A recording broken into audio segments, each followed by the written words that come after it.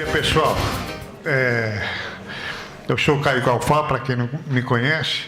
Eu estou aproveitando, quem vai fazer a apresentação do nosso trabalho pelo terceiro ano, que a gente vem fazendo esse trabalho, é o Alexandre Mota, nosso diretor lá da nossa empresa de consultoria. Mas aqui eu estou colocando o meu chapéu do Secov para dar uma informação para vocês, que muitas pessoas vieram me perguntar agora aqui fora sobre o andamento do projeto de lei de multipropriedades que passou pelo Senado e está na Câmara. Então, muita gente quis saber como é que está esse processo.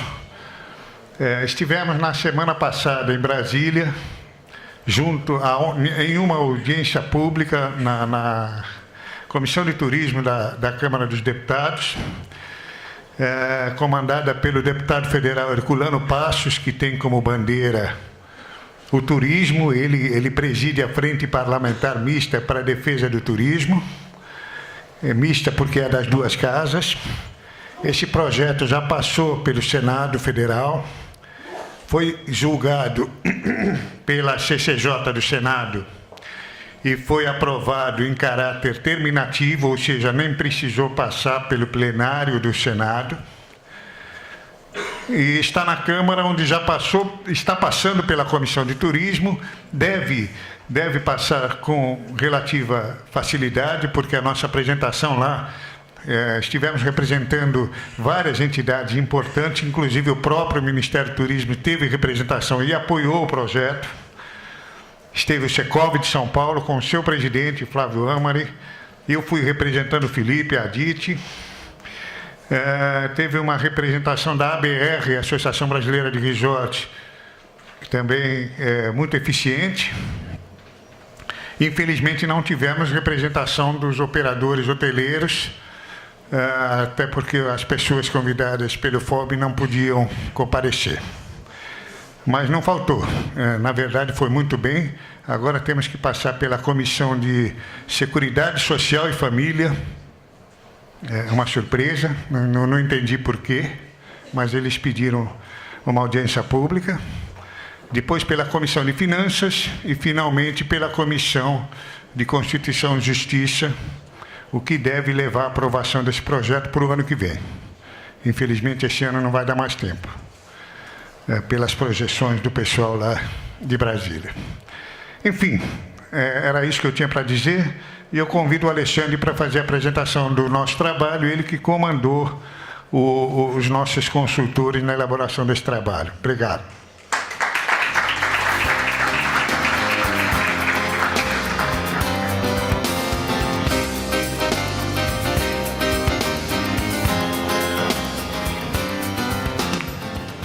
Boa noite.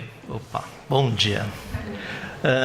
O cenário de desenvolvimento de multipropriedades no Brasil é um trabalho que a gente já realiza há 3 anos. Esse ano nós contamos com a participação muito forte dessas empresas que nos ajudaram prestando informações. Fora isso, nós fizemos toda uma pesquisa em bases secundárias, internet, reportagens e tudo mais, para conseguir coletar o máximo de dados que estavam fora desse universo dessas empresas. E o que a gente chegou foi que hoje nós temos 80 empreendimentos lançados em funcionamento, em construção, lançamento, construção e prontos. O que é lançamento? O lançamento está no mercado, está sendo vendido, mas ainda não iniciaram as obras. Construção e os prontos.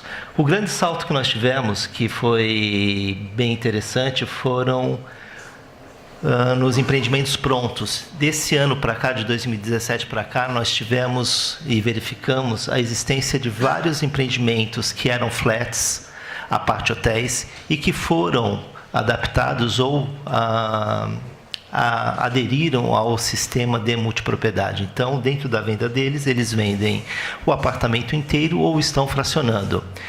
Que para nós chamou a atenção da seguinte forma: Isso é uma tendência, isso é algo que vem para uma nova modalidade dentro desse nosso mercado, porque até bem pouco tempo atrás nós só tínhamos os empreendimentos que nasciam projetados dentro de uma filosofia para esse sistema. E agora a gente já está tendo a perspectiva de uma administração mista. Isso é interessante e tem que ser monitorado para a gente saber como é que vai acontecer. Em construção, 17 novos empreendimentos e tivemos 8 lançamentos. Então, nós saltamos de 54 empreendimentos em fevereiro de 2017, que foi a data da nossa última amostragem, para 80, que foi até maio de 2018. Aqui a gente pode ver como é que foi a distribuição, né? A gente tinha do Pará, nós tínhamos 2, passou para 4. O grande estado que despontou aí foi Nordeste, que nós só tínhamos 7, agora já contamos com 17 empreendimentos, região Nordeste. E a região Sudeste, que também contava com 8 e pulou para 16 empreendimentos. Aqui, para a gente ver o tamanho desse negócio. Em 2017, nós tínhamos calculado 11,1 bilhão de VGV potencial, tá? E nós já pulamos para algo em torno de 16,3 bilhões. Número de frações no mercado. Dentro daqueles 80 empreendimentos, nós temos 336 mil frações, sendo que nós tínhamos só 216 mil em 2017. O que é interessante a gente ver é que a média de semanas caiu. Os empreendimentos iniciais, eles tinham muito programa de 4 semanas. E esse programa tem diminuído, a oferta de programas tem caído para 2, 3 semanas. E a gente vê ali, pela média de semanas, que em 2017 estava 3,4 e caiu para 2,8. A gente já começa a ver esse impacto desse novo perfil de produtos lançados no mercado. Que é interessante, porque a gente tem um ticket médio de R$48 mil em 2018 contra 51 mil, pegando bem essa diminuição do número de semanas. Porém, em termos de ticket por semana, a gente cresceu aí R$2 mil, saltou de 15 mil por semana, o valor médio de venda de uma semana para 17 mil. Ou seja, é um mercado que está forte, está pujante, e que ainda consegue repassar um preço, um aumento real para o consumidor. Aqui um pouco para a gente entender que o que é que nós temos aí no mercado. A gente tem a região sul com maior ticket médio e chegando aí na região norte com menor ticket médio em volta de 36 mil e 61 mil reais na região sul. Sendo que a grande concentração é de preços de 20 a 50 mil reais. Cerca de 71% do nosso mercado está nessa faixa de preço. A nossa projeção de oferta, quando os 80 empreendimentos estiverem lançados, a gente está calculando aí em 2023 uma oferta de 15.286 apartamentos no mercado, tá? A barra azul clara e a barra azul escura são as entradas por ano. A gente vai ter aí 2018, 19 e 20 uma grande entrada de empreendimentos dando corpo para esse nosso negócio. E a partir dali, 2020, uma entrada um pouco mais vegetativa. É claro que, como a gente vê, todo ano está tendo aí um crescimento razoável, de pelo menos de um ano para o outro a gente teve 17 novos empreendimentos. Isso daí deve crescer ao longo do tempo. A gente também fez um pouco de algumas perguntas quanto ao aspecto de vendas, para a gente entender um pouco como é que a curva de vendas acontece dentro desse segmento. O nosso primeiro passo foi entender como é carregar um empreendimento, tá? Como se vende isso. E a gente chegou que o passo inicial, que é a sala de vendas, na média de todas aquelas empresas que a gente trabalhou, a gente chegou aí numa equipe de 54 pessoas por sala de vendas. Então, é isso para a gente imaginar a curva de vendas. Para sustentar uma sala desse tamanho, tem que ser muito bem desenhada, muito bem pensada, para que a gente não tenha problemas de fluxo de caixa e capital exposto. Período de vendas, tá? De 36 a 48 meses, foi o que a gente conseguiu captar, ou seja, o inventário é vendido nesse tempo. Cerca de 67% da conversão, ou seja, das pessoas que são levadas para a sala de vendas, que são captadas fora e que entram na sala de vendas, 67% delas têm uma conversão de 23% a 25%, ou seja, na média de cada 4 pessoas que entram, a maioria das salas conseguem converter, de cada 100 conseguem converter 25 pessoas. E a velocidade média que a gente viu é de 530 frações por trimestre. Foi o que nós conseguimos identificar. Que esses 3 dados são bem interessantes, principalmente para a parte de viabilidade econômica financeira, onde a gente vai ter a curva de vendas e toda a curva de viabilidade financeira. Esses dados a gente achou bem relevante e bem interessante de trabalhar.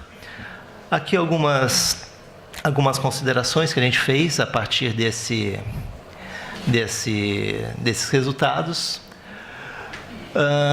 que a grande parte das operações são vendidas para famílias com renda de 5 a 8 mil reais, que dá dentro daquele ticket de 20 a 50 mil. Nós temos aí um problema que a gente acha interessante para a saúde do mercado, que todo o mercado imobiliário sofre do que a gente chama de efeito manada. Então, a partir do momento que eu tenho uma retenção ponderada de 25% da minha conversão de vendas em sala de vendas, eu preciso ter noção de quem é o meu cliente, onde eu capto e o fluxo de venda, o fluxo turístico nos destinos que eu estou fazendo. Por quê? Um turista pode ser abordado 1, 2, 3, 4 vezes. Vai chegar um momento que que esse público vai esgotar e eu não consigo mais fazer conversões. Se o meu fluxo turístico for de pessoas que repetem os destinos, depois de 3 anos eu já esgotei toda a minha capacidade de conversão. Então, a curva de vendas também tem que levar em consideração isso. Quem é a pessoa que eu estou captando? Ele é um cliente que se repete no destino ou não? O fluxo turístico se renova ao longo do tempo? Então, eu tenho destinos que se esgotam em 2, 3, 4 anos em termos de captação, e eu tenho outros que podem ter mais perenidade. Isso são contas que a gente entendeu que nem todo mundo está fazendo. O que a gente vê é que existe também um perfil de produtos que não estão sendo explorados, até por causa dessa curva de vendas, das estruturas hoje de vendas, as metodologias e tecnologias que a gente usa para fazer as vendas. E que existem produtos que podem ser abarcados dentro do nosso setor, mas que precisam ser reinventados em termos de vendas. E que é um desafio entender que existem coisas mais interessantes, não mais interessantes, mas existem outros produtos que podem ser pensados e que podem ser pesquisados, e não dentro dessa grande massa aí do público de 5 a 8 mil reais. É claro que tudo vai pedir novas metodologias de trabalho. Uma coisa que a gente também sentiu quando a gente foi para o mercado, que eu acho que isso é algo interessante, até esse evento pode contribuir, não existe uma linguagem uniforme dentro do nosso setor. Era difícil eu falar com um agente, o outro agente tinha medidas e vocabulário totalmente diferente. Até a gente equalizar o que as pessoas estavam falando, e todos estavam falando a mesma coisa, mas cada um contava a história de uma forma diferente. A gente precisa criar medidas que sejam comuns a todos, para que a gente possa comparar banana com banana, e que possamos ter parâmetros no mercado. Eu acho que isso cabe a nós definirmos como nós queremos utilizar as nossas medidas e as nossas nomenclaturas. Uma coisa que o Felipe falou sobre a profissionalização do mercado, a gente sentiu também que tem muita gente se profissionalizando no mercado, que estão trabalhando aí no estado da arte, estão buscando ISO, estão buscando toda uma parte de competências para poder desenvolver mais. E é preciso, tá? Esse mercado de 15 bilhões, 16 bilhões, não é um mercado para a gente tratar como se fosse uma quitanda. E finalizando, a gente quer colocar aqui alguma coisa pós-venda, tá? Acabou as vendas, a gente tem que entender que esse produto tem que ser um produto perene no mercado. Por quê? Um produto que não se sustente no mercado 2, 3 anos, ele vai contaminar todo o mercado de vendas futuras. Então, a gente não pode pensar como um simples incorporador que entregou, tchau e tudo mais. A gente vê que ainda tem muito serviço para ser feito dentro da operação dos empreendimentos. Obrigado.